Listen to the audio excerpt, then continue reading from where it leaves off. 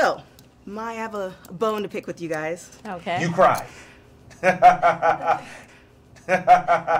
You know that was gonna happen. However, I feel like there should be like a disclaimer, like don't wear makeup, don't just wear PJs. When I went to the event, we had popcorn and soda pop, but no Kleenex. I mean, I felt that you could have just a warning. Oh wow! So we'll have to do a better job. I think we have to do a better job. Yeah, like you know how they have. Yeah, like you know how they have like rated R. It's like rated K, like you know for Kleenex. Or something like that. So is there like a certain part of the film that's like, I need to get this to the masses?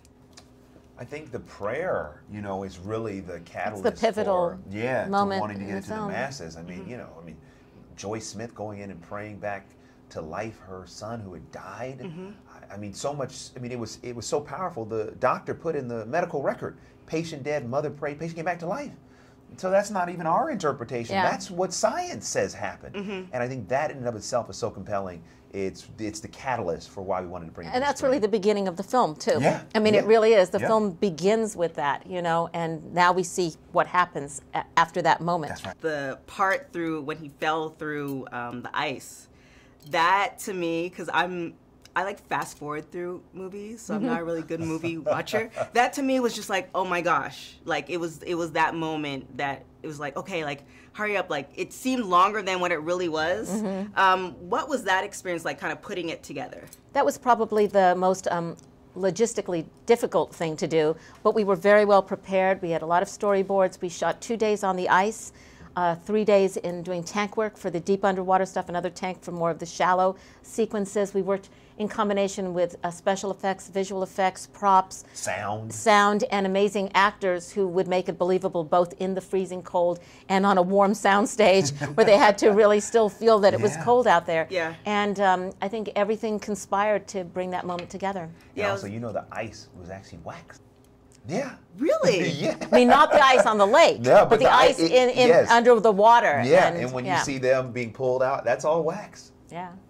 Isn't that crazy? Wow. What are you doing? We gotta bring him into movie magic. That's crazy. I'm like, okay, I'm gonna have to process this after the fact. Sorry, okay, I won't tell your secrets anymore. Disclaimer. The thing is, I feel that no matter who watches the movie, they're gonna get some type of message from the movie. So when you guys watch the final product, was there a message that came to you that is either life-changing or just affirming or something like that? You know, it's so funny. When I was watching the various cuts that we were doing as we were moving through the film, I would often watch it through the eyes of people that I knew. So how would they react to it?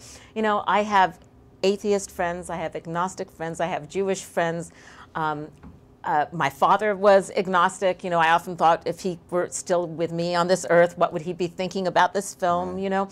And there wasn't a single person that came to my mind that couldn't take something away from it. And that's when I knew we were on the right track. Yeah, and for me, I think, you know, I mean, when I see it, I'm just like, wow, you know, faith works.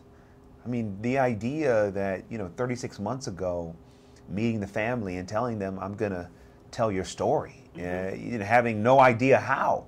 And here we are, and the movie's about to come out. It's like, faith works, it works. So that really was a personal reminder to keep going and keep putting works behind my faith. Now, this is definitely a faith-based movie, but like you were saying, anybody could watch it. Do you think this is going to be like the entryway for more movies like this to be more part of the mass media? Well, I think the challenge is sometimes, you know, that people want to put things in a box so much that, you know, with a film like this, it's really an inspirational true story. You know, more so than a movie that's being made for a specific genre. And so I think the biggest challenge is to articulate that and how we publicize the film and how we market the film so that the audience, the wide audience that's out there that loves inspirational content will see it through that lens and know that this is a movie for them. So as we have been talking about the film, we do a really, you know, a good job of trying to make sure that anybody knows this movie is for them, especially families. This is a PG film. It's for families all across the country. And the good news is that families have already been seeing it because we've been screening it quite a bit. And from the youngest person in the family to the oldest, they see breakthrough and they love it.